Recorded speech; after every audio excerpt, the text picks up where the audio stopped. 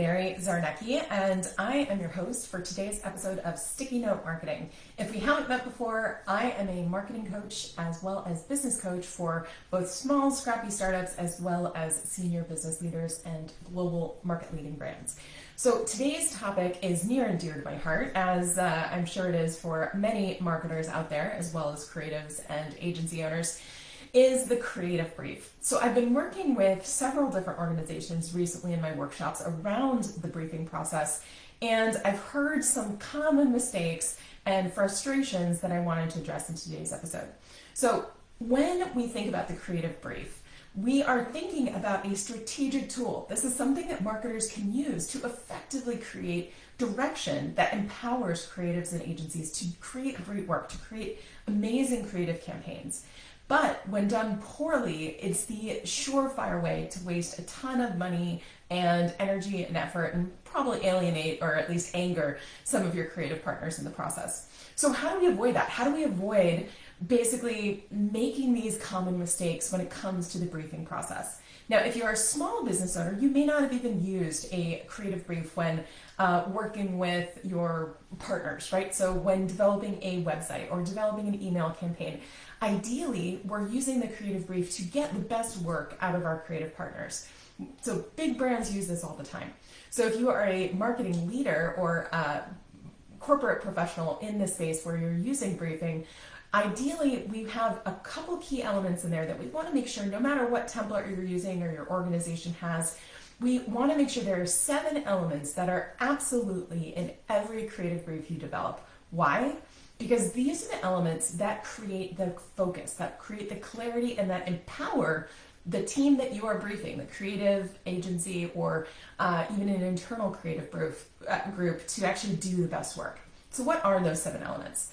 The 7 things that you want to make sure are absolutely in every single one of your creative briefs are: number 1, a robust picture of your target audience. Who is this targeting? Who are we speaking to here? Let's be super clear about that. Number 2, what's the behavior objective you want that audience to take as a result of whatever this creative execution is? And having clarity on that. And here's a hint, it's not awareness. It's awareness for the purpose of something. It's awareness and blank. Also, we want to make sure there's an insight in there. A target audience insight is the most powerful thing you can tap into in your creative communications and executions. If we tap into this insight, those dark corners, those fears, those worries, those desires of this target audience, that's how we can compel action. That's how we can change behavior. If we are not talking into an insight, if we haven't identified a true insight, and I'm not talking about a data point, I'm not even talking about a need or want, I'm talking about a deep, dark, below the surface kind of audience insight. That's what we want to be capturing here in this creative brief. We also want to make sure we are clearly articulating for our creative partners the benefit promise. What is it that we are promising this audience that's unique to us?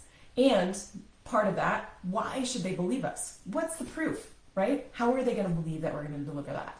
We also want to include in any creative brief we're developing the media touch points and understanding of where is this audience already looking for information? What do they prefer to get their information packaged in? What kind of things are they consuming now? And also our brand character. When your brand, your business, your product walks into the room, who walks into the room? Who is this character? What do we want to see when this execution comes back from your creative team? So those are your 7 core elements. You want to make sure that you're using that list. Feel free to take notes and make sure that you're using that in your template. The other thing I see even senior marketing leaders get wrong is that insight section. Like I said, the insight is one of those 7 key elements we want to include, and we want to make sure it's an insight, not a data point, right? Men shampoo their hair 5 times a week. That's a data point because you can take a survey of a sample set of your audience and find that information. But what we want to see in this creative brief is an insight, right? Is there a fear? Is there a worry? Is there a desire there? Is there something that if we fed it back to them, if we sent this back to your target audience, would they react and say, hey, are you listening to my Alexa? Because I was literally just thinking that. We want to enter the monologue that's going on in the mind of your target audience and turn it into a dialogue through this campaign that you're going to be creating with your creative partners. Also, we want to make our agency and our creative partners empowered to do great work. So how do we make, as marketers, our agency and our creative partners love us? And how do we help them to live into their zone of genius, to develop amazing campaigns that end up being profitable for our organization?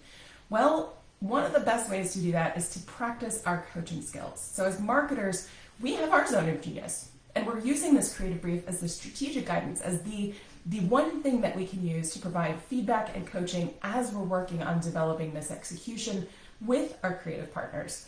But we don't want to step on their toes. So the one way that you can ensure that you make friends and stay friends with your creative partners is to make sure that you're not providing prescriptive feedback. What do I mean by prescriptive feedback?